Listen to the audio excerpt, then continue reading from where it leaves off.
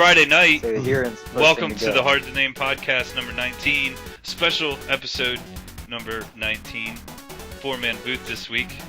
Joining me is Tannen Smith, or as I like to call him, the Banana Cannon.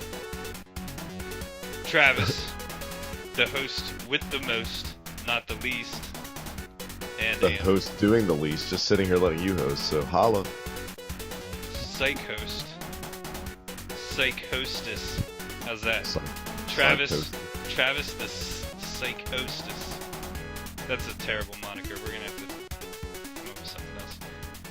And Andrew. I like it. Welcome. Hello. Welcome to the Hi. podcast. Andrew, Happy finally. you finally got me on. I was So about to say finally, welcome, man, to the Hard to Name podcast.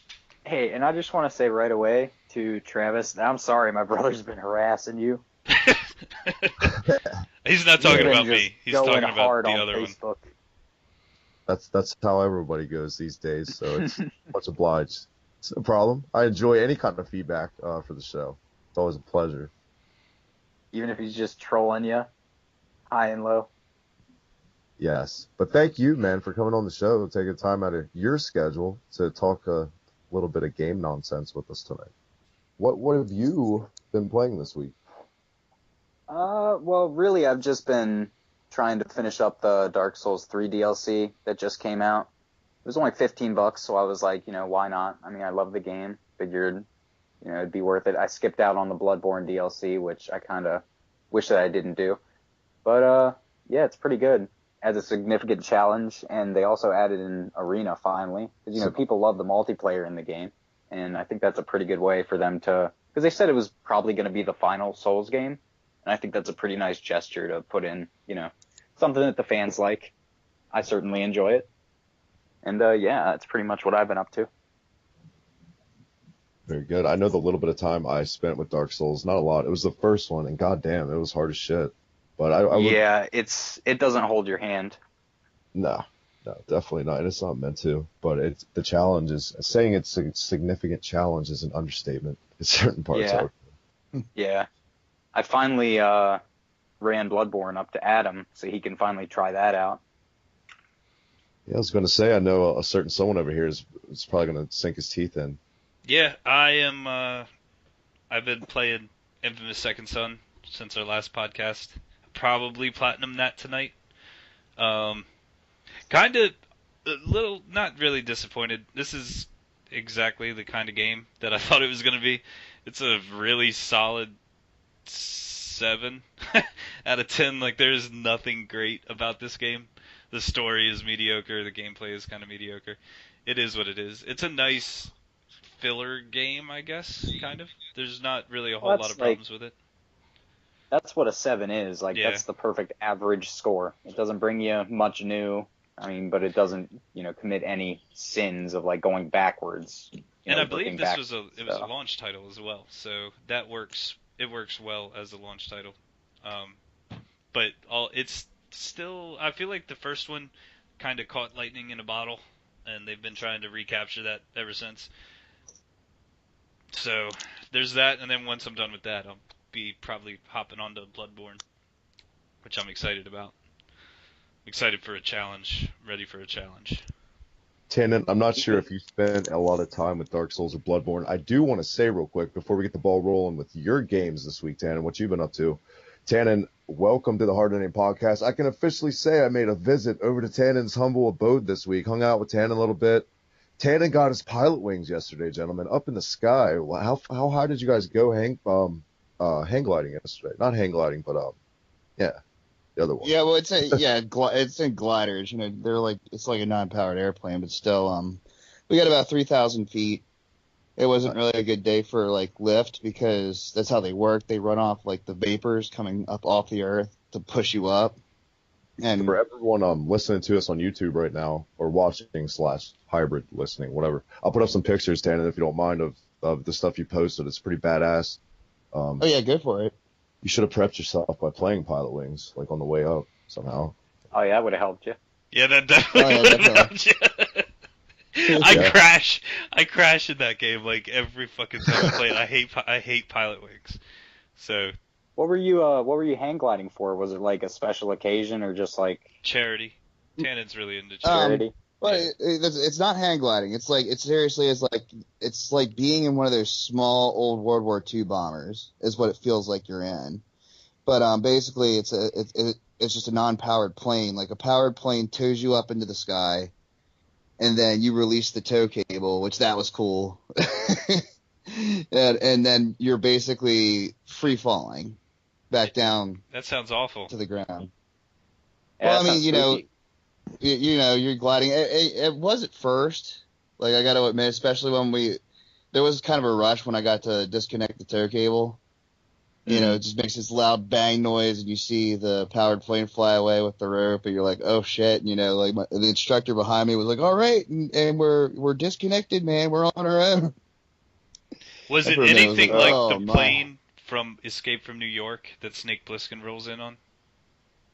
No, Oh. like it's not powered. I didn't think Yeah. yeah, but he came in with like a stealth glider.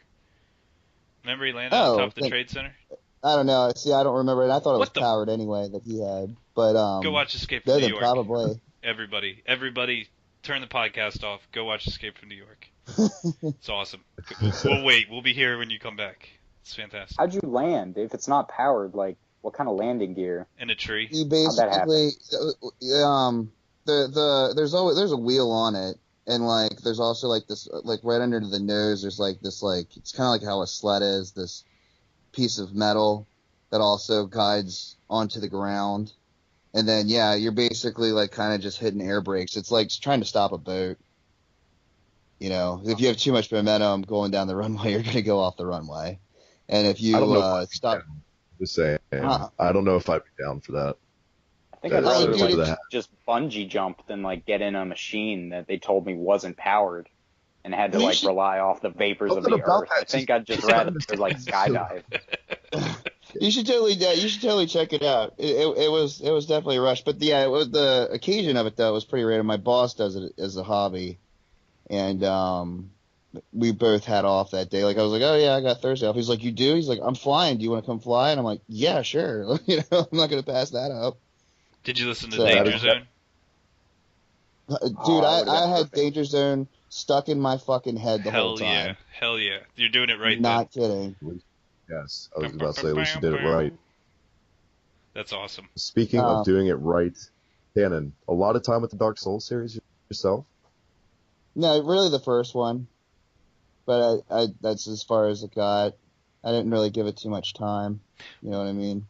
What I'm excited Uh, about with Bloodborne, according to Andrew, is it's way more action based, The combat is more aggressive. and that's There's no I'm shields in the looking game. forward to. Well, there's one shield, but it's like a joke weapon, and it even says like, because you're like a hunter in the game, you like hunt monsters or whatever, and it even says in the description, it's like, hunters don't normally use shields because they engender passivity, which you don't really want. But like it's the opposite of the Souls series in terms of like combat. You want to always be moving, like get up in their grill. More games need to have joke weapons. Yeah. Soul Oh yeah, Calibur Dark is like Souls is all the. about that. Like, yeah, they've got joke weapons through and through. It's They're fantastic. hilarious. Remember all the Soul Calibur matches we've played with just joke weapons? Like, it's just take fucking forever. Like, put it up to 200% and let's just play with joke weapons.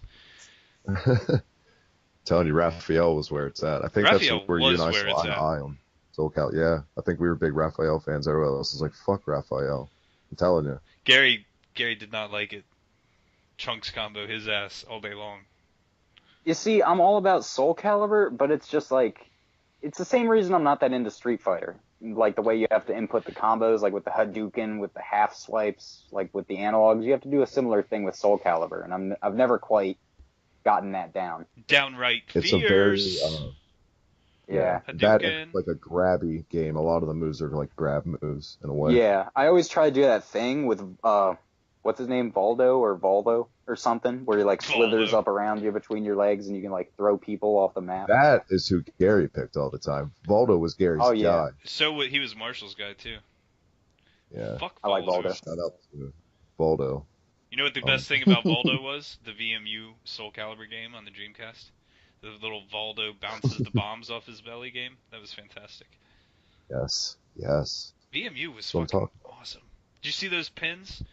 The pins shaped I like a did. VMU? That was cool. I was like the I am air pin. That was awesome. That was awesome too, yeah. So shout out to Pins and Baldo. And Shout Tanner, out, are you still playing shout out to The Wolf Pins. Among Us? Did you beat The Wolf Among Yeah, Us this week? I did Did you? not Right beat on. it this week though. I Have you just beat it in haven't the really had past? the time. Have you? Yeah, I've beaten Okay, it in the yeah. past. All right, good deal. And but it's been so long too. I don't really remember all my decisions, so I'm kind of like going back into it fresh. I feel I like. love that game. I'm a big mark for these Telltale games. They're the only one that has really not had any interest for me was Minecraft. But I'm stoked to I play heard the that Batman one. Bad. I've only heard bad things about that so far. Well, Story Jurassic mode. Park wasn't very great at all either. Jurassic yeah, Park really I disappointed me. didn't play that one. That was like, was that their first or was Back to the Future the first one they made? Oh, the first one that they made was Sam and Max.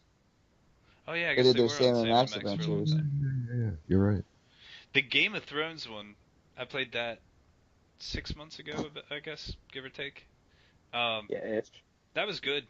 That was really good. It's just if you're down with Game of Thrones, it's right up your alley because nothing good happens, no matter what you choose. There's no it's just everything is just goes from like bad to worse to oh my god to why did I play this game, and finally at the end, just I got everyone murdered. Those are the stages of that game. I got everyone killed because I didn't play the Game of Thrones right. So, Can I ask you something, nope, Adam? nope. Well, I'm gonna do it anyways. Nobody's allowed to and you're ask gonna me let questions on this show. Nah. Yeah, it's Like a you seem to be fine really line. Careful. you seem to be really into the Telltale like games, but like isn't there a lot of like illusion of choice type scenarios in that where like Yeah, it doesn't well- matter what you pick and a lot of the same stuff happens anyways? Yes. Like isn't that kind of like Yes, very much so. To a degree, I think there's always you can change like the smaller things, but the destination always seems to be about the same. because I mean like Until Dawn is guilty of the same exact thing where it gives you an illusion of choice for the no. most part. I I mean, would yeah, say like Until certain Dawn- ways make your character die, but the Until Dawn's where that falls is where you constantly have to worry about the character's safety, in which case well, again, it's just the little things with the choices that get changed, though. Correct? yeah, but, well, you can get people killed in some pretty nasty ways in Until Dawn based on your choices. Mm-hmm. However, those Yeah, choices but I'm not talking about that. I'm talking about like intro fades in and like that butterfly picture shows up and it starts like highlighting the lines on the butterfly or whatever, and it's like your path is one of many, and then you go and you go through it a couple of times and you're like, man, that path really is there's not certain that characters. different. There's two characters that cannot die until the end of the game, no matter what choices you make. Everybody else you can get killed off, depending on your choices. Yeah, I find So, that strange. fairly early too. Until Dawn was Couple of them. that was a good game. I really enjoyed that. Oh yeah, no, it was really good. It was top notch. VO It's just work any was, any game that is filled to the brim with choices, I'm always skeptical because it's like, all right, did you really put the effort in to like make a big branching path or not so much? It's so I'm always kind of on the lookout for that with these choice filled games. well, it's a fine line because if you're ever going to make a sequel or if you're ever going to do more, the games need to roughly end in the same place. Modernly. Like have you played the new King's Quest game, the newest one? Anybody? I've I never played the first chapter. any King's Quest. Tana, does That that looks- have a lot of illusion of choice type scenarios in it? No, neither did the other ones. I mean, if you go back to the original King's Quest, it was pretty synonymous for being open ended, like Yeah. pretty well. it's open, but at the same time, I mean, you still have to it was one of those scum games, so you're still clicking around, collecting items. And Was it one figuring of out wait? puzzles Was it one of those ultimately. scum fuck games? Yeah, fucking What? scum fucks. Okay. They go for $600, I heard. Yeah. Adam, if you haven't played any King's Quest, Adam, you should play the latest one. It actually looks the most like a Telltale game. Like I they made the saw- King's Quest game again, but they just kind of like made it a Telltale kind of game, so that people that have never heard of it, that don't have an old PC or don't want to run, They like dropped it. DOSBox to play King's Quest. They They can dropped kinda it see what the series episodically is too, about. right? Yeah, It's just been altered for this generation that are into the Minecraft story mode type games, the Telltale game Yeah. and stuff, basically. But it looks really fun. I would definitely recommend trying it out. I plan on doing it. My kids really want to try it out, so yeah, oh yeah, it looks good. definitely. Yeah, Adam, I mean, besides Infamous, anything else going on? Your gaming collections? Besides Kirby, the obvious Yeah, nod to our so top three, We'll get or our there. game of the weekend. We'll get to Kirby. Fuck Kirby. No, I played. I got to play 4-player Splunky today, which I love Splunky so much. I know I've talked about it on the show before. I fucking love that game. And today is the first day I've got to play 4 players, and it is fucking chaos. It is absolutely fucking chaos. It probably didn't help we had a 6-year-old playing with us, but it was a mess. So that was Would a you lot of. recommend it? Yeah, absolutely. Spunky, whether you're playing by yourself, whether you're playing with 2 people or 3 people or 4 people, that game is really fun. Also, fired up Resogun for the first time in like a year and a half, but that's also on sale this week. So if you've got $6 lying around over the weekend and you haven't played Resogun, by the time this podcast airs, it's gonna be not on sale anymore. So sorry, but yeah, Resogun's fantastic. So for $6, that game's a lot of fun. If you like a nice, good arcade-based shooter, it's a lot of fun. I played that, and I've really just been trying to crush through Second Son. I beat it with like the bad ending and like all the bad choices. Now I'm running through doing all the good choices. Not that it makes a huge difference, but whatever. I got to do it for the trophies. So, like I said, I'll probably platinum it once we get off the podcast tonight. I'm not far from the end of the game. Trophies. Your obsession for those trophies are stuff of. I know he's all about them. I am ranked. My rank in the country right now. Let me see here. I will get you an up-to-date rank in the country. So, in the United States of America, there is 1,370 people that have more trophies than I do. I'm gonna put patriotic music to that. What you just said too. My world rank is 6,255. So Nice. out of everyone in the world, only 6,254 people have more trophies than me. Wow. You're in that special club. Because I'm a boss. Do you have a I've only got, blazer? like- Think about blazers. Like a gold blazer, like Shooter McGavin? Yes. No, I should. I wish I did. I don't. No, you got to get one of those jackets with like the leather patches on your elbow, so people think you're a college professor. Yeah, that's really That, good for tricking and people. like a custom Jimmy Mouth of the South Heart jacket. Like the spray paint on the back is tannin as a cunter on the I would- blazer. Fucking love that. That would be awesome. Telling you, man. Guys, I've been playing a lot of NHL 94. Like, I'm obsessed again. I've been streaming some of that for the channel. Still trying to finish off Sleeping Dogs. Played the DLC with it. It's pretty fun. The Undead one. I did haven't not played the play the DLC for that. So, what Did is you that? play? Did you play Left Behind yet? Or whatever I it's have. called. I started a little bit of Left Behind. I haven't played too much of it. Because I was just like, I just beat the whole game. I need to play something new for now. I'll come back to it pretty much the time sometimes. But for everyone listening, well, they'll be hearing this by Tuesday, so it'll be over again, like your sale. Overwatch is free this week, and Tana, I'm hoping you jump on there. Yeah, I was actually going to bring that up. I have some played point. a lot That's of what I Overwatch plan on this week. playing. Sombra dropped, and she's Wait, pretty good. Free on what? PC or PS4? PS4. PS4. And I think Xbox shoot, Live really? too. Yeah. I'm gonna Yep. go get that then. That's worth it. Because That's I'm worth not really it. into It's those- free. well, yeah, Yeah. obviously. Because I'm not really that into those like team defense games. I mean, I liked Team Fortress 2, so I guess I kind of just lied. But it's just like the same thing. It's just like TF2, right? Except now instead of having to pull off a rocket jump, you've got a button dedicated to this super move or whatever. Yeah. So I mean, Basically. I'll check it out if it's free. It's definitely worth a shot. And I it's just for get the weekend, your- but still definitely worth it. That's how they get you. Yeah. They give you a little bit for free, and then you start coming think, back, and they'll charge you. Blizzard is definitely competing with Battlefield 1 this holiday season as the or also Call of Duty, I would say, in a way. Not I I don't was know. about to say, It's it's just every- the holiday season, man. I People think are going Overwatch off. has somewhat probably died off since it started originally. I think the people that are playing that now are probably like It's- the core players at Yeah, this point. the hardcore players, the pretty people that are strong, gonna though. stick for it. Yeah, I think the casual shooter fans have definitely probably moved on to Battlefield and to Call of Duty. Overwatch has also never had it going through a holiday season sale yet. This is the first one for it, so that'll also show some. After the holiday season's over, there'll definitely be a jump. See how long people hang on. I think it's definitely. don't know. I don't think hang on. you'll end up with They're Christmas very news. generous with their free patches and all that stuff. They're very good on. They don't make you wait too long. They're always mixing up the arcade.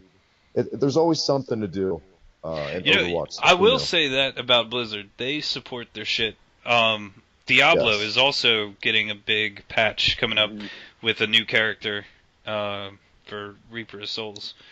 So the way that they support their games, like I jumped on Reaper of Souls when they re-released it for, or when I played Diablo 3 originally on the PS3, and then when I bought the remaster and played through that on the PS4, it was almost like a whole new game. All the amount of shit that they added, and like the different things to do and explore and stuff is pretty impressive. So, hats off to Blizzard for really treating their games with a little bit more respect, I think, than just like, well, gotta crank out Diablo 4. Let's move on to Overwatch 2. Let's just stop updating. So, I mean, hats off to there's that. always going to be cynics and very jaded people, but I think Blizzard is one of the more respected out there overall. As far as putting the Yeah, but- quality and taking care of its fans for the most part. Yeah, People but are aren't people still mad at Blizzard for taking down that Nostalrius server for World of That's what I'm Warcraft? saying. Like, wasn't there That's what I'm like? saying. We're Oh always yeah, doing people yeah. are still shitting their pants over that. Yeah. Well, it was like the most populated server. Yeah. We took out an entire universe. Yeah. Speaking of pissing off its fan base, I don't know how many of you guys saw the pictures, the comparisons. The Assassin's Creed 2 remaster, real quick, just to touch on, because I The gotta bring it up. D-Master. The D-Master, I think is The what you mean. Master. What the Holy hell? shit! Somebody What take is it that? away. How did that happen? Like, Yeah, it reminds me of like, remember years back when that woman went to this one church, they had like a painting of Jesus, and she was like, oh yeah, I can update it. And she came back like with like Jesus's face was completely gone, and she just like penciled in like a smiley face basically over no, it. I don't. I've never heard that before. But that's awful. But that's exactly what the remake reminds me of It's from like what in I the saw on YouTube like in the today. Mr. Bean movie where he sneezes on the painting and then he tries to wipe it and he rubs it off and he just draws the fucking face back. Yeah, it's the equivalent to that. Listless mother. That game Wow. looks fucking really rough. It looks really fucking rough. I don't know. I don't. Who is the fuck is QA at Ubisoft? Like, how does this constantly keep happening? Is it like just a dog, and they're like, "Hey, dog, play this game. Bark 3 times when you need to get out, and let us know if the game is good." Like, how does this keep happening? Who the fuck works there? Because every time like they go to Dog. chastise them or let them go, they're like, "But sir, syndicate." Yeah. Like, oh my god. Have they not learned any? They're like, hey, we're maturing as a company. We're not gonna force feed you Assassin's Creed every year. We realize people are sick of Assassin's Creed on an annual basis. But how about a remaster of some Assassin's Creed instead? Not only is One it a of the good ones. remaster, but it's fucking awful. It's an awful fucking remaster. So Yeah. yeah, I I mean, don't know. People are sick of remasters anyways. Remasters and, well, not so much remakes, but like remasters.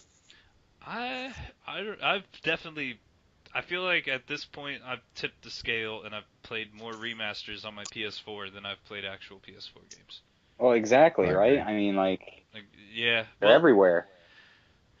it's I feel like it's less of a problem probably for Xbox because they do have backwards compatibility, but because Sony bought that Gaikai uh, right at the end of the PlayStation 3's life cycle, and I forget how much money they spent, like $400 million or something, on that streaming service, which is now PlayStation Now. So they were like, well, fuck backwards compatibility.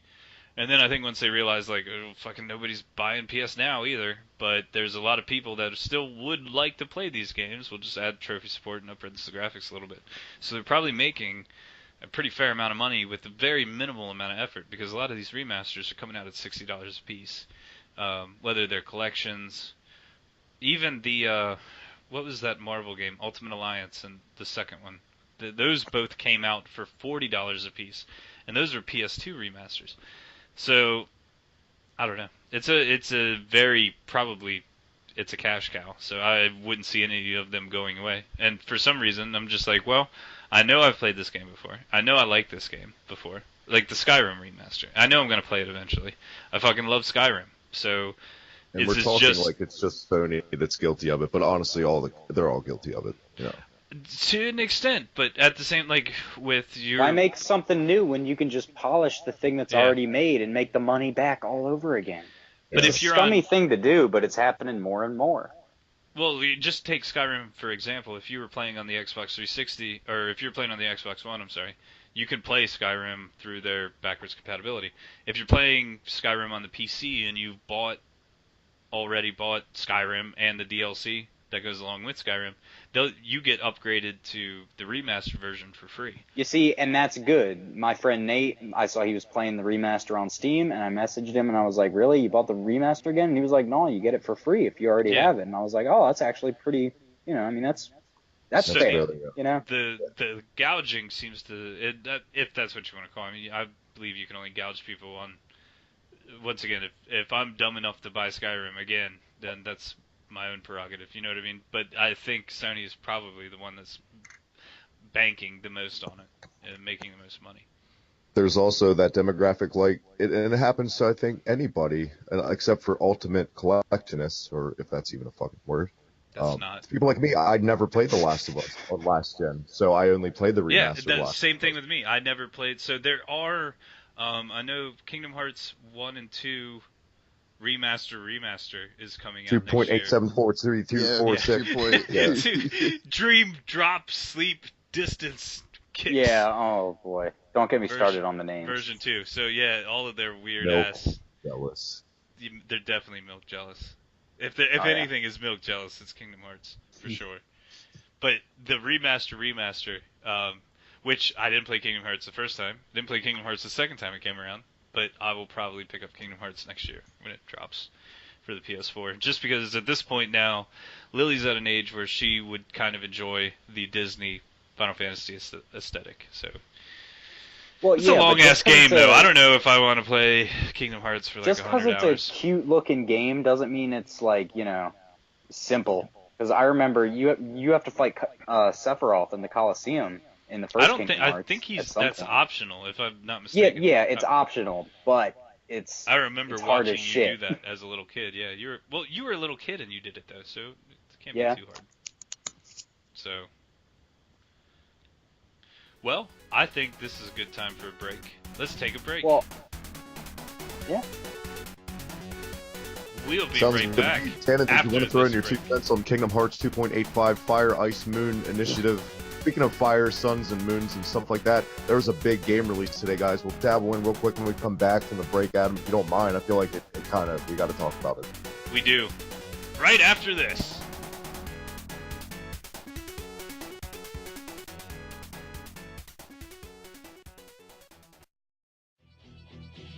Hey guys, Mike here from the Slam Pigs Podcast, reminding you, as always, check us out on Twitter at Slam Pigs Podcast.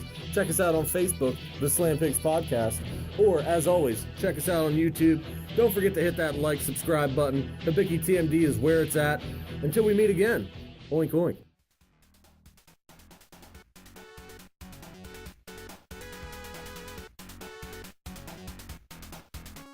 And we are back, Adam. Everybody. It is not just us this week. It's not. once again. I've got cats. Alongside Tannen, the newest member of the Hard Hitting Podcast. Welcome back, my friend. You got your Pilotwings yesterday. Might as well call you Goose for the episode. But also, Andrew, welcome back to the Hard Hitting Podcast. After the break, we were talking all sorts of things about, like, all sorts of shit. I don't know. We're all over the place. But hey, it's a good time. Always a good time on the Hard Hitting Podcast. You can follow us on Twitter at the Hibiki TMD. Adam, we have a Facebook group now. We do have a Facebook group. It is fucking awesome. If you don't have it on your Facebook, then your Facebook sucks. Are you guys still uploading to SoundCloud too, or? We need to hire somebody to upload to SoundCloud for us. It's a mess. Nobody understands SoundCloud. I can't figure it out. I'm going to make Tannen go through lists of people. He's going to have some interviews this week. He's starting up our own offices in his basement.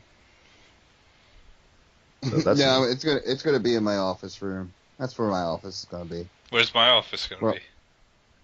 I don't know, man. My office was gonna be in your office. Treehouse. Well, I guess that kind of segues into Nintendo because of Treehouse. God, I'm reaching for the fucking heavens there. Nice. I see what you did there. You see what I did there. I see what you did there. But today was kind of a big day for Nintendo, I would say, and Niantic. Pokemon Sun and Moon finally released, guys. I don't know. I know Adam doesn't. Tannen, as long as we've been friends and gamed, I never really knew the answer to this question. Andrew, I don't know either. So, guys, are you Pokemon players? Did you pick up Sun and Moon? Do you plan to?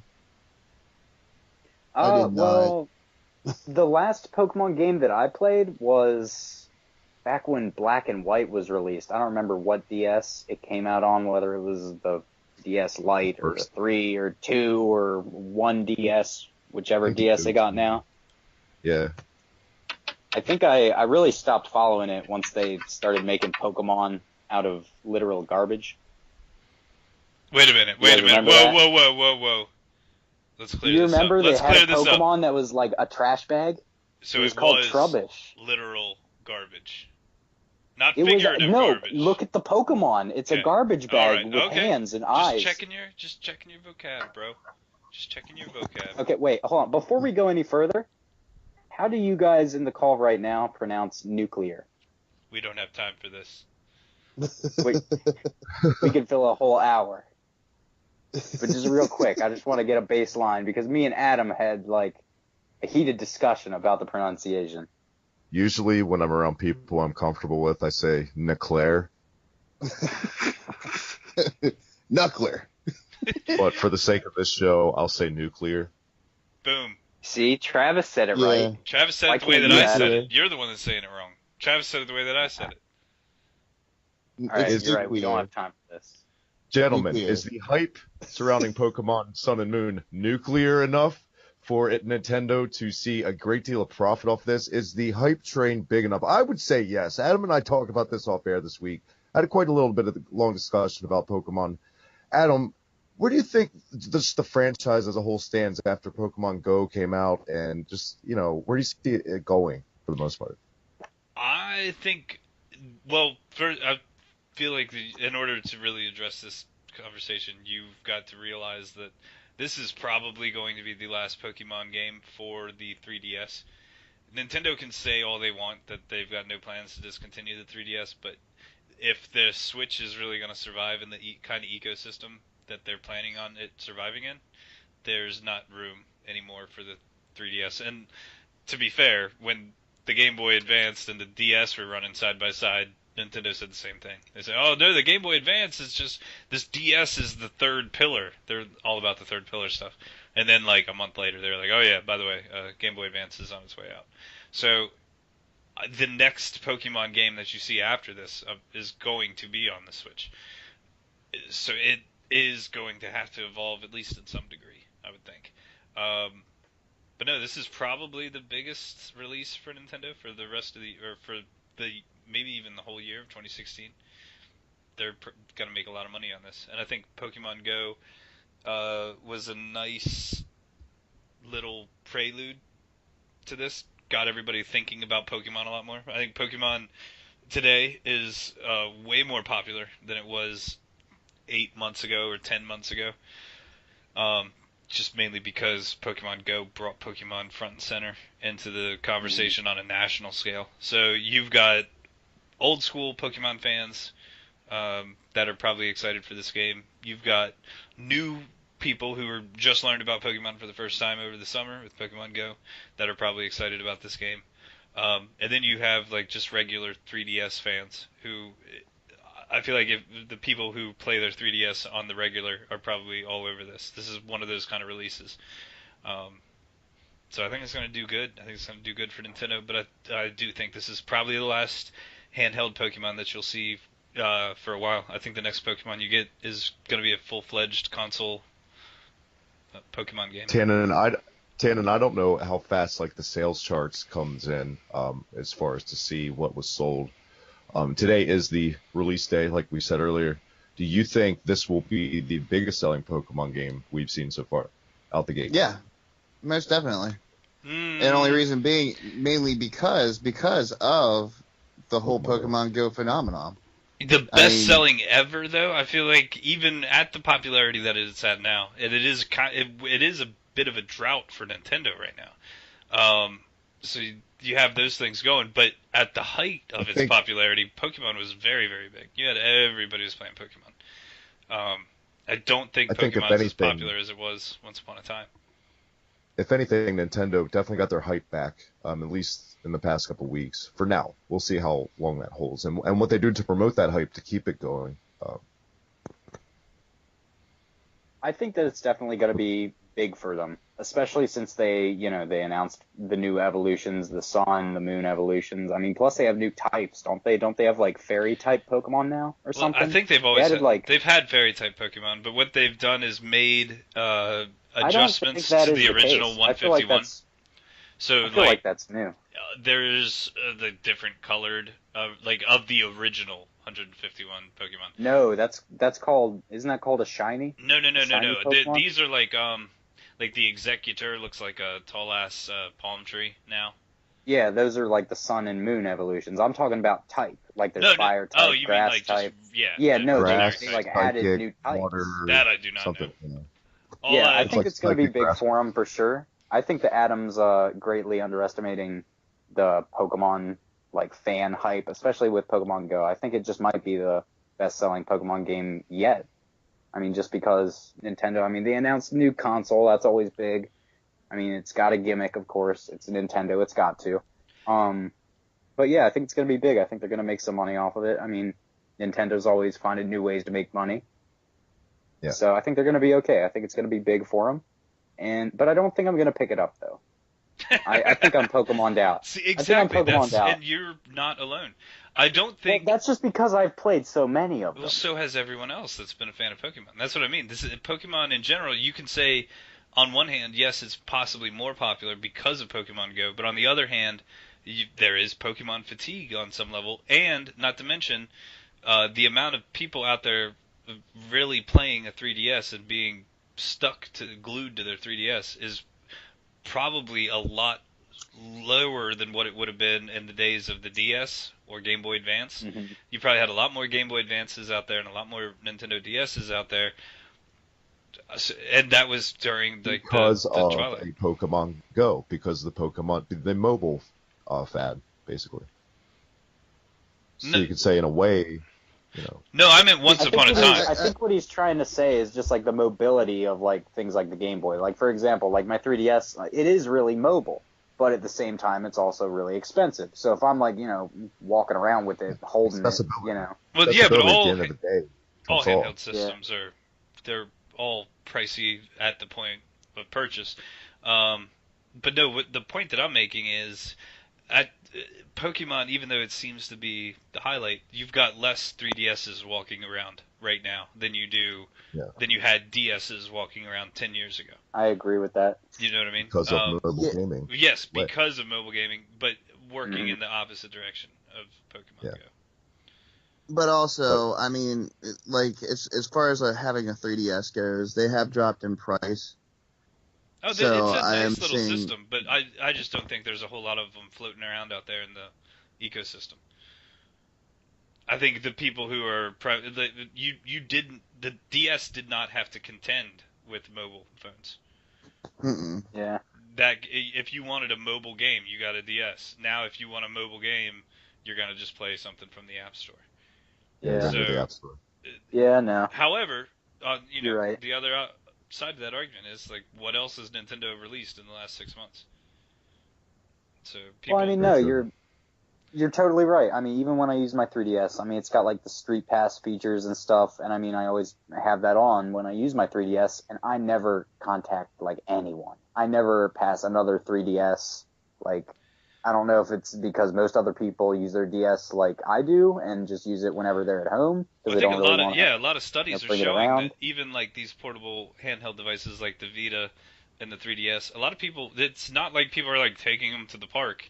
That's what's so ridiculous Yeah. about the Switch. Yeah. The Switch reveal when people playing basketball and stuff. It's like, is that really going to happen?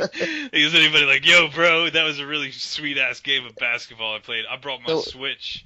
Like, If let's anything, stop that playing would be real a basketball. hazard because the basketball could hit the fucking system Oh, if someone absolutely, yeah. passes it and they don't catch it. Yeah. Yeah, it's a Well, it's like in terrible the, idea, the Nintendo Switch commercial. Like, they show, these people, like, taking the Switch to, like, your friend's expensive, like, roof party or whatever. It's like, if you're really going to take your Switch to a party on the roof, Hey, you're look not at just those going to enjoy 18 the party people on the roof. on that roof over As there far- that are as having far- a good time. yeah, Let me like, bring as my far as, like, fucking one video game over person. there. There's one person on the roof sitting in a chair holding the Nintendo Switch while everybody else is having a good time at the Yeah. roof party. Fucking loser brought their Switch to the roof party. As far as Yeah, the DS thing, honestly, the only time I see a person out with the DS playing a game is at like a con or like I never fucking see anybody Well, playing the reason, DS. the biggest thing is public transportation, and we don't Yeah. have. That's not a huge thing in this country outside of the big cities. And if you lived in a big city, I'm sure if you were taking the metro every day to work down in DC or something, you'd probably see people playing more mobile stuff. But the fact is that there's no not a big thing of public transportation in the area that we live in. But people on planes, I'm sure if you flew around, you'd probably see a lot more of it. And that's why mobile gaming is such a big thing in Japan, because everybody takes a fucking train everywhere. So, nobody Sure. drives. Nobody drives over there. It's crazy. It's pandemonium. Dogs and cats living together. They're turning the frogs gay. The turn of the frickin' frogs gay! Shout out to Alex Jones. Damn Alex Jones. Yeah, don't turn the... I don't know how to segue anything off of Alex Nope, Jones just, now. Just don't. Well, don't I turn the forgot to frickin' mention frogs that I've been playing Dishonored 2. Well, not playing. I plowed through the whole game in like 2 days. But I mean, if you Well. like the first Dishonored, it's more Dishonored. I mean, it's Can't more go of the wrong with same, that. but I don't know if it's worth recommend. $60. I enjoyed Dishonored though. yeah, I don't think I'd pick it up for $60, but Corvo, they need you out there. Get your mask. Is that how it he starts? talks in this one though. Yeah. Well, he like grumble in the. No. No, I guess he didn't. Well, He was yeah, just he completely silent. grumbled, and like I guess it was like inferred that what he was saying was like the dialogue that you chose, like the one of the two that you would pick. It's like you gotta imagine what he sounds like, but this is what he said.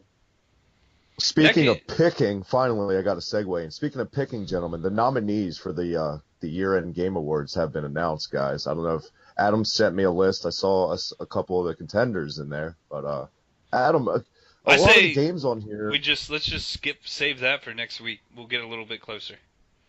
All right. Save that. You know, I worked damn hard for that fucking segue. That was a I've good waited on it. segue. You earned that segue. We'll keep this in the show just to show what a good segue that was. But little teaser for next episode. We'll talk about that next episode. You want to go Game of the Week after this? Let's do Game of the motherfucking Week. Andrew, Game of the Week, you're probably guys. going to just sit out unless you played these games in the past. For those of you that don't know, every week somebody tells us a game to play, and we've got to play it because we're dumb and listen to what It's your people fucking say. job. Yeah, it's our job. Corvo, get your mask. This is the life we've chosen. So, we all got to play some gay-ass Kirby games because... Well, whoa. Let's slow the train a little bit, back up on the tracks. we were Last going to week, play a little Mega bit of Man controversy 2, with but you and that I. wasn't okay. So, everybody's like, Mega Man 2 is way too much fun. Let's play Kirby. Because we're babies. I'm pretty sure is how the conversation went. So we all got to play some baby games this week. I don't even remember what you guys got to play. I think Travis played the weird golf one. Well, yeah, I he did think Dream Course. the big takeaway from last week's episode is Adam thinks Dream Course sucks. I was thoroughly offended because fucking Dream Course, man, it's where it's at. All right, kick us off. I did, Why don't you and I tell played me Kirby's your Pinball Land experience on the with... Game Boy also. Well, tell us about Dream Course. Was I right or was I wrong? You're totally wrong. Okay, well, you're done. Shannon, what do you got?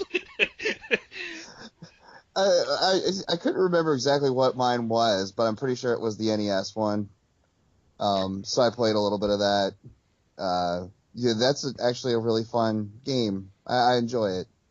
You get a fucking sword, man. Hell yeah.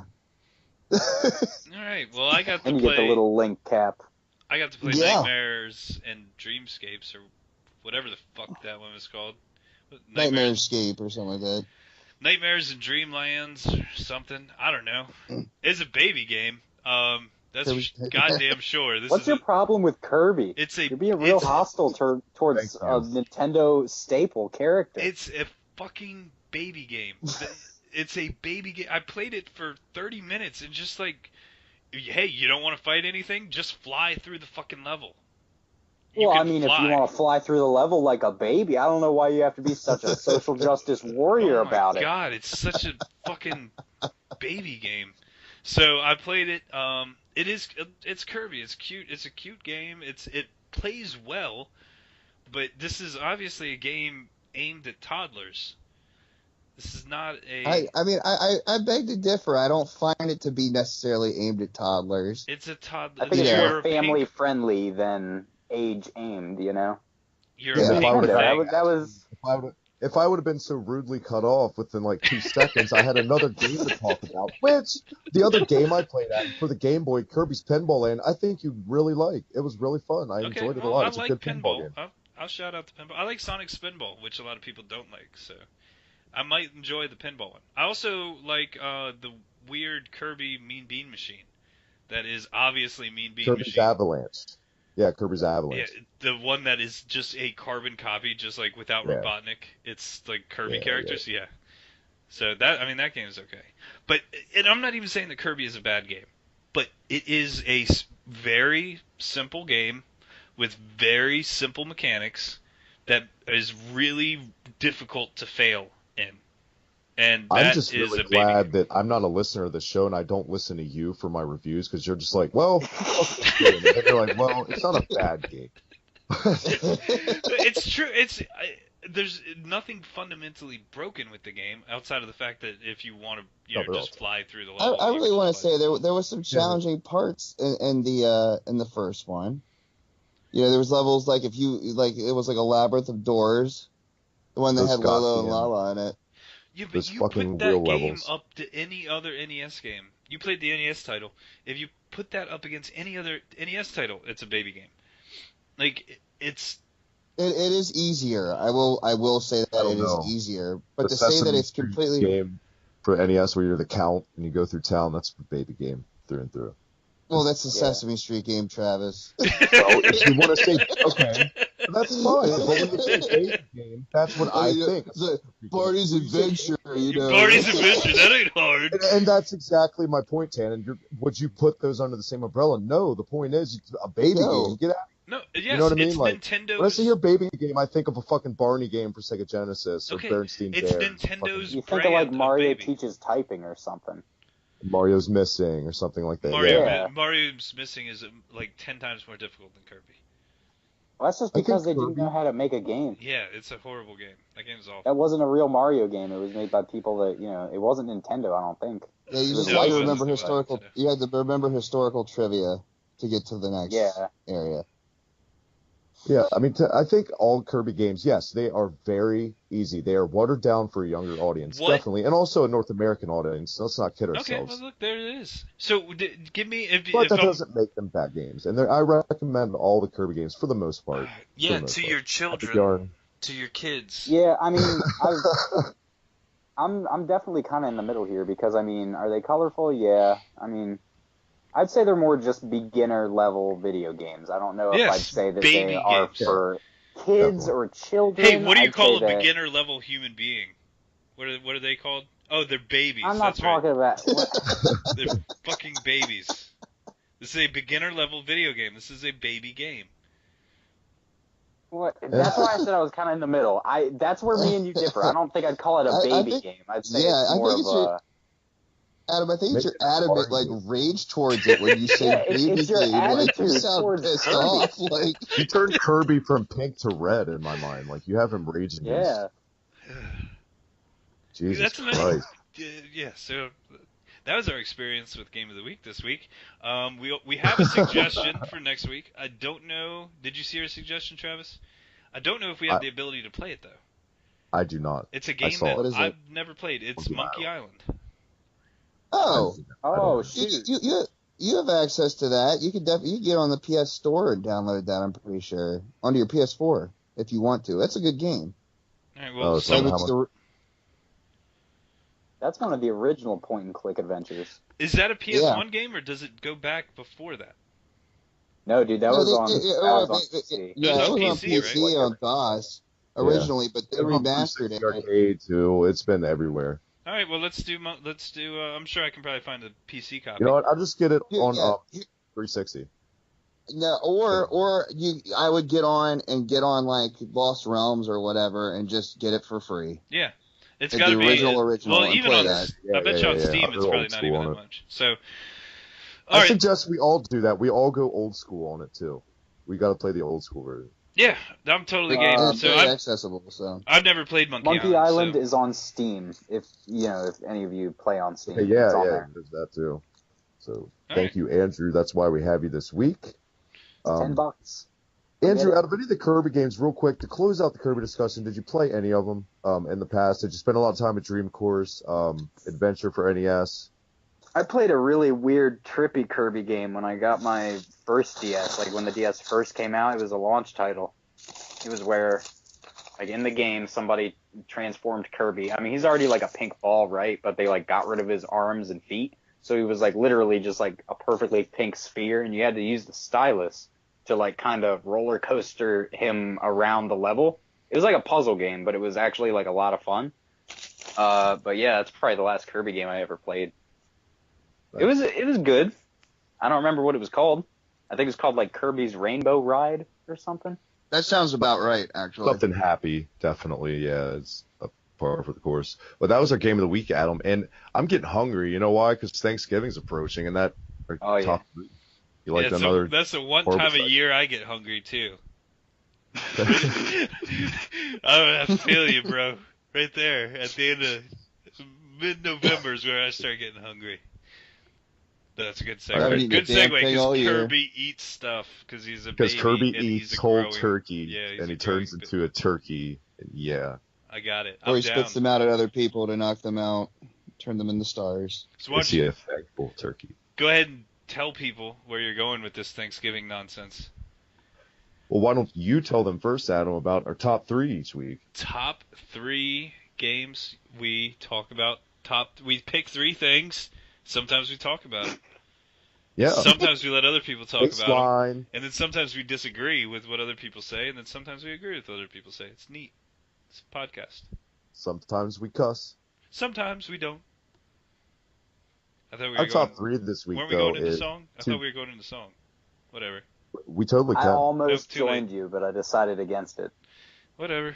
Thanks, guys. Just leave me out there. What's a barbershop quartet with one? Bum bum bum bum Yeah, bum bum. It's like one hand clapping. Or Eric Clapton? Oh yeah. Tears in Heaven. Ouch. Top 3 this week, guys. To keep in the theme of Thanksgiving and the season coming up next week for Turkey Day. Top 3 game franchises, IPs, whatever you want to call them, we're thankful for that exist. To why we're thankful today. It could be a retro throwback to the influences it put in gaming, to anything. Adam, I really like this week's list. I think we really went outside the box. And that makes me think of KFC chicken, which I guess you could say isn't Thanksgiving kind of way, but What kind of Thanksgiving What? do you have? You just I'm having- KFC out the box. Doesn't it come in a bucket? I'm a It comes in a vegetarian. I don't bucket, even first go off. there. But Hey, chicken's like turkey. you've been doing KFC all wrong. Man. bones, man. Bones. Yeah, And I'm man. chicken- It's bones with meat on them. came from a bird. So yeah, there's Thanksgiving. chickens. So Yeah, Andrew's new I here. like Let's I like this putting thought into this week's list. I'm just saying. Let's let Andrew go first. So Andrew, this is first time on the show. We'd go. Each one of us will do one at a time. So you start at number 3, and then it'll go to Travis, and he'll tell you his number 3, and then Tannen, and then me, or whatever. So, what is the third franchise that you are most thankful for? Third being like least on the list. Least on your like list. I yes. still like it, but it's not my most favorite. Yep. Probably Kirby. gonna say like no, not Kirby. I'd probably say like Final Fantasy because like some of the games are really good and other games aren't that good. But I'm really glad that the series exists because I mean I like it. I'm a fan. I'm probably gonna buy 15. I just picked up the latest one, the World of Final Fantasy game. And it's okay. So, I'm thankful for Final Fantasy being around. I mean, even if some of the games are, subpar, and you're running around yelling like you're Captain Bosch, and... I'm Captain Bash from Dalmasca. Captain Bash from Dalmasca. Don't believe Ondor's lies. Oh, man.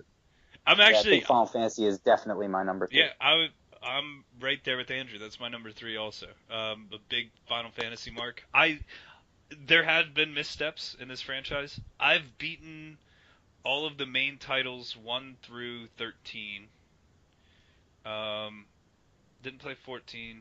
Excited for 15. I didn't play any of the sequels I didn't play 10-2 or any of the sequels for 13 because that's just too much. 10-2 was just... I've never heard anything good about 10-2. But I love Final Fantasy. I not just thankful because I think that they're good games. I think that they're important games. I think without Final Fantasy 7, and people, you can shit on 7 all you want, but if 7 had never blown up here in America, you would not have any of that other JRPG waves that came in. And you can say all day long, well, Final Fantasy 3 was better, Final Fantasy 6 was better. But you know what? You're a fucking moron because you're dumb. And Final Fantasy 6 did not bring the JRPG phenomenon to America the way that Final Fantasy 7 did. So that was really the highlight of, I think, Square's entire thing, because once 7 dropped, it was just like, man, they were just knocking them out of the park left and right. The Vagrant Story, Legend of Dragoon, it was a roller coaster ride. So they were awesome. Tactics. But it's a Tactics super was important franchise. And hopefully 15 is awesome. Hopefully it doesn't suck. So, that's my number 3 as well. I'm just going to piggyback right on to Andrew's. Fingers crossed for 15. Fingers crossed. Sure. Yep, here's hoping. I really liked Kingsglaive. If 15 is kind of as cool as Kingsglaive, then we should be in good shape. Mm-hmm. Very good. Tannen, your number 3 game you're thankful for. My number 3 would have to actually be at the moment the Need for Speed series, and here's why. Because when I met Karen, she wasn't too much into the video games, and I gamed a lot. We lived with each other. She started playing with me, and then I picked up Need Karen for Speed Underground. Those that are not aware that are listening. Yeah. Not like a dog or a cat. And well, she really got into Need for Speed Underground, and then I'm also really into collecting. So as of now too, we've got every iteration, including the original Need for Speed for 3DO. Yeah. So when I was at your apartment the other day, I was totally checking that out. It was awesome. Wish you had a 3DO to play it on though. Got the game, no system. We got the original PS1 version, so But yeah, you can't hand me a 3DO game and be like, oh, I don't have the system. Ah. Well, it's anyway though, like just like Final Fantasy, some of those games are hit and miss. I've played some really terrible, like Need for Speeds, terrible in a way that they were just a disappointment. Yeah. But for the most part though, they keep moving forward with it, and car customization and stuff like that is always a lot of fun once you really get into it. Fine tuning cars, I mean. Yeah, I was never a mechanic or anything, but I really do enjoy doing it. It's like, oh, I got this race coming up, so how can I fine-tune my car to, like, get a better time?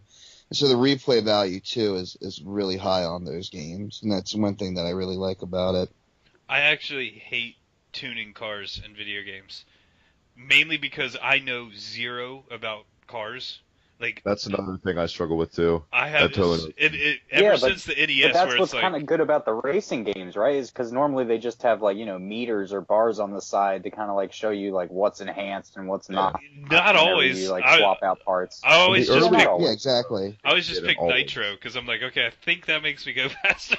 I'm just gonna max Oh, out yeah, of nitro course it and does. just ignore everything else. And You don't have to upgrading be a this car. car nut to know that nitro is gonna give you a boost. but I don't know Yeah, how else everything else is. But like gonna an example like balance. that though is too like you can tune your nitro to like last longer, or you can make it more powerful. Again, depending on your race. Like if you're doing a drag race, Too you many want choices. your nitro to kick in like right off the bat, be really powerful. Mhm. However, though, if you're in a long-term race, you kind of want to stretch it out. Like just little things like that I just always I do find really cool in that series to be able to do. My favorite Need for Speed game, though, you don't even tune the fucking cars, and that's the Run. Oh. No, the Run. Yeah, I mean, and I love that game just because you just jump into the races. There's no driving and stuff. Like you just jump in. You pick it. You try to pick a car that's going to be good for that race, and like you just jump right into it. And that's my favorite actually though, is because it is the least amount of work, but it's a really good, like it's like an arcade racer, and I do enjoy it. So I that's think my that's number a solid pick. That is a good pick. I got it. All the picks. Actually, one of the only racing games that I ever enjoyed was actually Need for Speed Underground, and other than stuff like Mario Kart, because everybody loves Mario Kart. Right. Yeah, Oh, yeah. But fair to say that's probably the best racing game ever. well, yeah, that's why I had to correct myself because I knew you were gonna jump in. Yep, I know you. I love Mario Kart. Double Dash. That's where it's at. That gimmick needs to come back. I'm telling you. Gimmick does need to come back. I'd be happy with any new Mario Kart. Speaking of coming back, for my number 3, guys, I'm kind of going to come back to the RPG thing. I'm technically the fucking host, so I can kind of get away with stuff like this. I'm going to go with a tie, and I'll tell you why, and it's a very good reason. Because I'm the boss. Well, no, you guys. This is my fucking show. I you make guys the are on decisions. inside. So I'll explain to you guys because you're on the inside. Everyone else doesn't need a fucking explanation, but even though they're going to hear it. I think they both did the same thing at pretty much the same time, for the most part, in different countries. I'm going to say Ultima for North America, and I'm going to say the Dragon Quest series I'm thankful for Japan. I think Ultima was one of the granddaddies, if not the, for popularizing the digital version of a D&D type game in North America. And I think Dragon Quest series was 10 times more popular than Final Fantasy in Japan.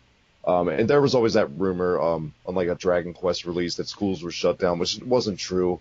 Turned out being, which would have been a cool rumor to be true. Let's be honest. But I got to say, those two games. If it weren't for those two games, we wouldn't have great games like Final Fantasy VII or even terrible games like X2 and stuff like that. So I got to say those two, just for influential reasons alone.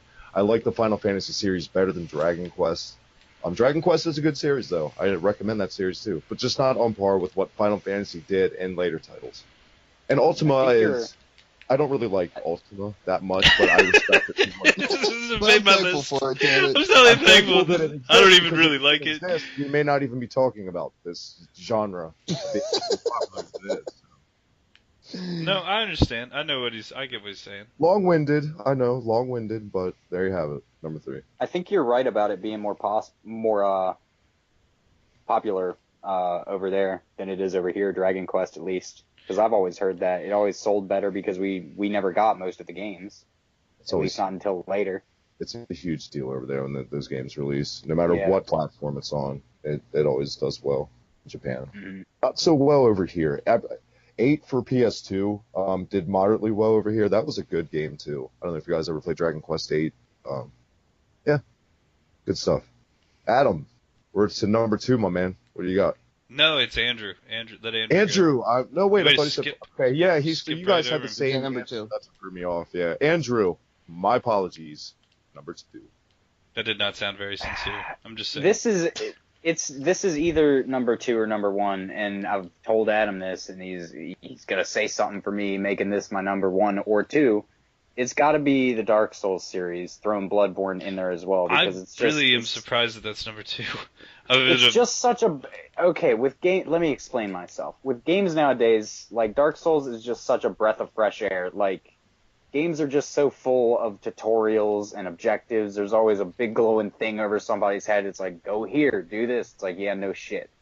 It's like when in Dark Souls, you get dropped in, you explore the entirety of the game at your own pace. Nobody's telling you where to go. Nobody's telling you what to do.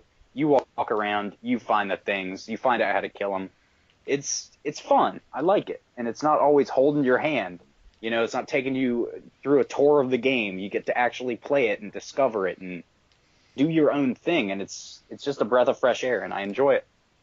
And that's definitely, I think I'm going to put it at number 2. I'm impressed that it's not number 1, because I feel like now number 1 is a wild card. I have no clue what your number 1 is. Yeah, I might just give you number 2 at the end, because the Dark Souls series just might be my number 1. Might be a little preemptive to tell you that, but hey. I have no clue how the fuck this top 3 list works. Like, I might just give you that might be my number 1, and maybe I'll come back with number 2. The boundaries why not? From like Travis personal reflections to history lessons to fucking personal preference. It doesn't matter. We're thankful for it. Yeah, Travis is allowed to be thankful for 2 games at the same time. Why the hell can you not give us your number Because 1? Give us your number 2. I'm a glutton, and I always get like 4 plates, so that's why.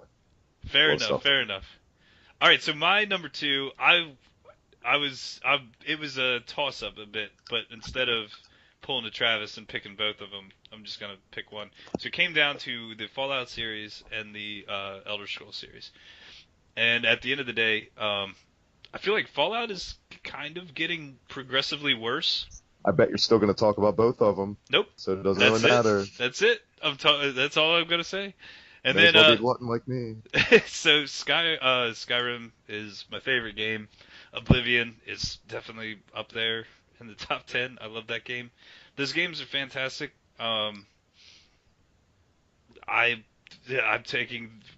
thankful for those games just solely on the aspect that these are good games, and I enjoy playing them very much, and I hope they keep making them over and over. I don't think that either Oblivion or Skyrim has been particularly influential in a way that, you look at something like a Grand Theft Auto 3 or Final Fantasy 7 or Super Mario Brothers. Those games are all super highly influential, but at the same time, these games are super duper fun.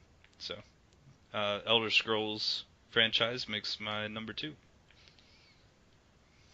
Well, Very plus, good. I mean, they definitely don't skip on, the content in those games. I mean, there's definitely plenty in there to occupy you for a good long while. Yeah, I like putting buckets on people's heads and stealing their stuff in Skyrim. Yeah, that's how you do it. That's how you do it. If you're not bucketed in them, you're not living them. That's true. I do say that. Bucket them. Tannen, I don't know if you're still awake, my man, but what do you got at number 2?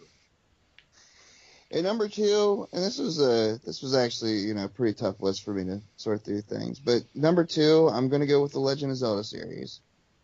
Staple. And here's why it's also, it's a staple, but also here's why it's only number 2. It's my number 2 because that is a game that, even going back to the first one, I played that when I was 4 or 5, and that taught me how to read. Because my parents were so sick of me shouting for them to come in and be like, what the hell does this say? Let's play money-making game. That's probably like the worst thing you could put in front of a child. Right? Grumble, buy grumble. something, will ya?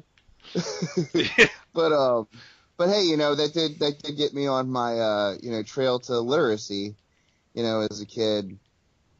And the reason it's my number 2 though is because it's Zelda. You could say, oh man, Zelda, they create every game so solid, but that's not true. Yeah, we've all played that Zelda game that has disappointed the shit out of us. Zelda 2 was that was a completely different take. It was okay. But, with the side-scrolling stuff, it was like, then, Link to the Past came out and, blew me out of my seat again when I was 8. And then, of course, you move on then to, the 64 era, which, you could still drool over those games. I really honestly, I think the biggest disappointments for me in the Zelda series were Spirit Tracks, and I've bitched about that one a lot.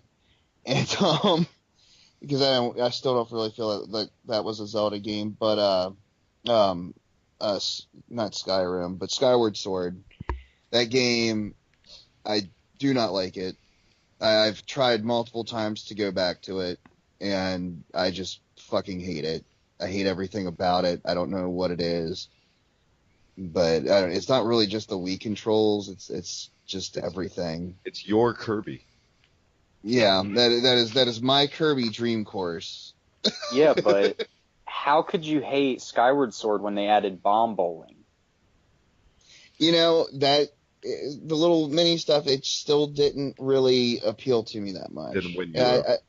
Yeah, just didn't. It did not charm me at all like, Ocarina of Time did.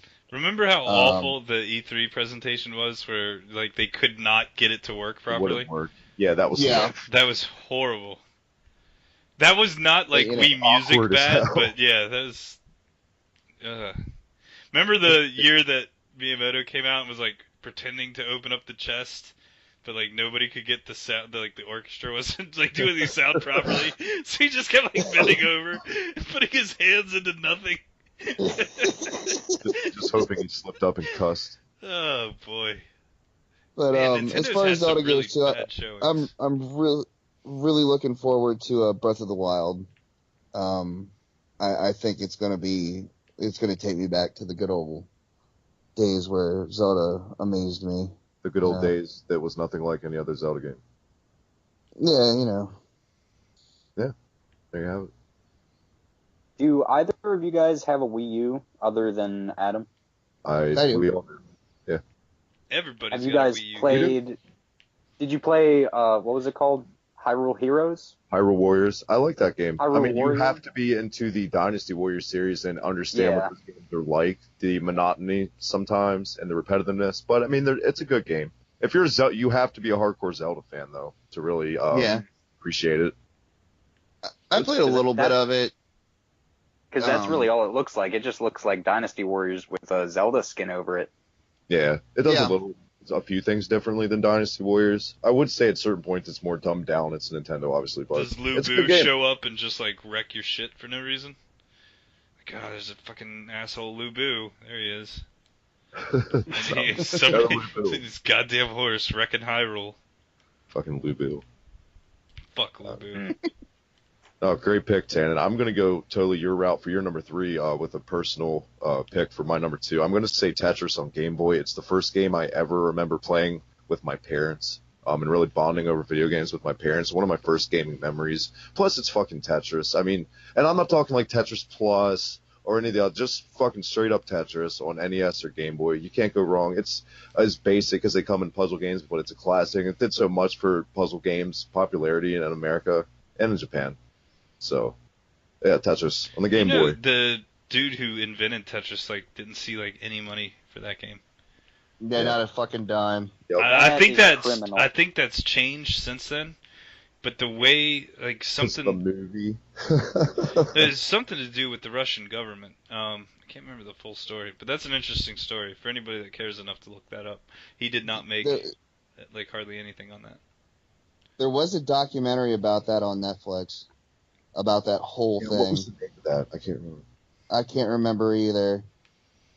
It's definitely. But it was really interesting. Andrew, it's top tier time, man. What do you got at your number 1? Or number 2, depending on how you count. A top 3. Yeah, I think I already gave you my number 1. It's got to be the Souls games. But for number 2, I think for number 2, I'd say the Metal Gear franchise. I like the Metal Gear games. I especially like the first one. On the PlayStation 1. I really enjoy them. I mean, there's just so much thought put into each one of these games. And, I mean, I just really like them. So I think it's got to be number 2 for the Metal Gear Solid franchise. Nice. That's a good. I know Adam is a huge fan. I'm a huge Metal Gear fan. I fucking love Metal Gear. Gray Fox. Yeah. Metal Gear. Metal Gear is fantastic. So, yeah, that's a solid pick. I think it's a very unique game, and it's a very unique franchise. Unfortunately, I don't think that franchise can survive without Kojima. I don't think so either. I didn't think the franchise could really survive without David Hayter doing the voice. That bothered the shit out of me the whole time playing. Oh through yeah, it. you were real distraught about that. I am still distraught about that. Like, why would you do that? So, I don't know. I love Kiefer Sutherland too, but he's not Snake. But he's not Big Solid Boss. Snake. No. Yeah, he's not Snake. So He should be. that's rough. But yeah, that's a good pick. My number one franchise is actually Legend of Zelda. Tannen already talked about it. So, thanks a lot, Tannen. Tannen talked about it, so I don't have to. Fucking my Thanks, thing Tannen. up. No, Hey, if anything, he did me a favor by cutting my work in half. Yeah. I actually, same thing. It didn't teach me to read, but that was the game. I'd played other games, but that was the game. I remember I had a babysitter that owned it. And, like, the only way she would, like, bring it over and I would be able to play it if I was good. And she was a terrible babysitter, too. But she had Zelda, so whatever. But that's a game that, like... Babysitter, if you're listening, you sucked at being a You babysitter. sucked at being a babysitter. So then, notoriously, later on, when I did end up with a copy, I think my grandma got me a copy or something at, like, a yard sale one day.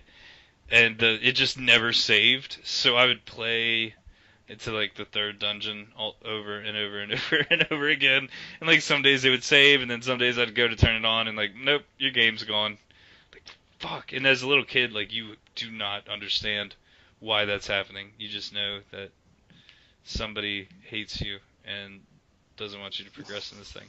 So, but that is I would say, if there was one game that got me into playing video games, it was the original Legend of Zelda.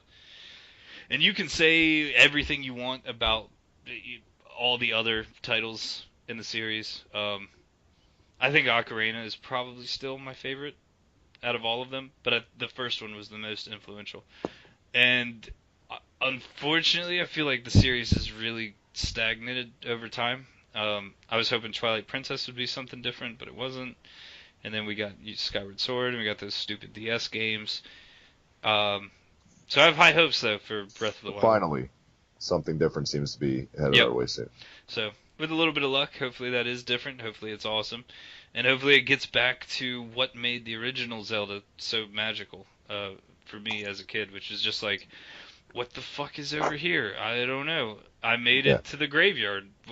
Fucking, that's cool. I'm going to touch all of these statues and see what happens, because I think maybe there's some stairs under one of them, but... It's just bringing the series into 2017. Yeah, and that was... I think that's why I love Skyrim so much, because Skyrim, and Oblivion for that matter, but they both kind of, like, that's what Zelda should have become. I feel like that's the natural next step for Zelda. So hopefully Breath of the Wild, and people say that it's taken a lot of things from Skyrim, so hopefully that's the case. Tannen, I'm very interested in your number one. I don't know if Adam is so much, but I'm very interested in your number one pick. Okay, well, Wait, Leisure Suit wait, Larry. is it my turn? Is it Leisure Suit Larry? No, that's what honorable mention there. That's what Helen was Leisure Larry and mention. The earlier games of Leisure Suit Larry were so much better than the later ones with the 3D stuff. I hated the 3D Leisure Suit Larrys. They weren't even funny. But no, before I actually say my number one, I just want to do an honorable mention of the Mario franchise. I feel like Mario... I wasn't going to say anything because I wasn't sure if I almost did it. Was. Yeah. But that's just an honorable mention. I feel like Mario saved the gaming industry back in the 80s. He deserves it. And yeah, just, he came in as the hero, and now we have a bunch of great games. Great racing games, great golfing games, great, man. Mario's got a lot of fucking time on his hands. He's into a lot of shit. Like Mario Party is but like, awesome let's face series it, there's no way he went to doctor's school. Like, all he does, he's just throwing pills in there, man. That's all he's doing. He's just constantly chucking pills. There's no way he's good at golf. Yeah, like, that's a fraud. I'm fairly certain that he's just flying by the seat of his pants on all of these different job titles. He's a pretty good baseball player, though. He's not too shabby. He played basketball for a little bit, too. Soccer. Tennis. The Deion Sanders of Tennis, gaming is Mario. Yeah. Yeah. I would have went with Bo Jackson. Bo Jackson, I knew that Yeah, was Bo coming. Jackson. Yeah.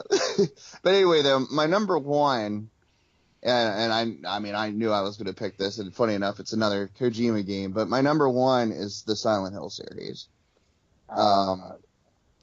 Love that series. Some of them, yeah, have been misses. You know, the original three, just, you know, especially the original one in itself. Just, you know, I really feel like there was Resident Evil, and yeah, like that did start the whole like survival horror genre in the late '90s, bringing that to light. But I feel like Silent Hill took it to the next level into making it a psychological shit show for you, Silent and Hill's really like screwing with your head.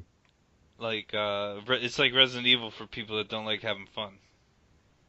Yeah, you know, they like to be scared. Well, I'd say it's Jeez. like Resident Evil for people that want to get scared more than they want to be like, oh, I don't have enough bullets. I now. need to shoot every motherfucking thing Yeah. in here. And the thing is too, you could run out of bullets in Silent Hill. and Yeah, but you're then really you just hit them with a crowbar. Yeah, Or you a can stick. do that, but sometimes you're still screwed. Sometimes you can't even, you know, sometimes that crowbar is not even going to help you. Yeah. Yeah, sometimes it's fight or flight, you know, and Yeah. there's just it's a lot of thinking in that game, and just a lot of I don't know, they scare the crap out of me still to this day. Like I have trouble playing them alone in the dark. Does one Yeah. still hold up to you in that aspect? Oh, most definitely. One most definitely. The first one, yeah. Yeah, I That think is one two that I wish they would remaster. I wish they would remaster that one. I mean, they kind of remade it with Shattered Memories, but it was that was not really a Silent Hill game. You were given no weapons. That was flight. Run the fuck away from danger. Get the hell away from it. It was really linear. You know, it was interesting because in that one you were being interviewed by a psychologist. And, you know, your choices did reflect like your personality profile. Some things look different depending on what you choose. But then, you know, that one did end on a really big twist. I mean, as a remake, it was interesting, but it wasn't, you know, I'd rather see a remaster of the first one, most definitely. Well, add another experience of bringing it full circle on the show. There you have it, another case of somebody wanting a remaster we talked about earlier. So. On No. that one, they remastered 2 and 3, you know, and for the HD version, and I'd much rather still play the PS2 versions over those, but you know, is what it is there. But I mean, the first one, why didn't they just do an HD version of the first one? You know, that would have been awesome. Just you know, give it some detailed graphics. Yeah, because I mean, everything from the first one really holds up except for the graphics. That's one place where it doesn't really hold up so well. Yeah. Very good pick, Tana.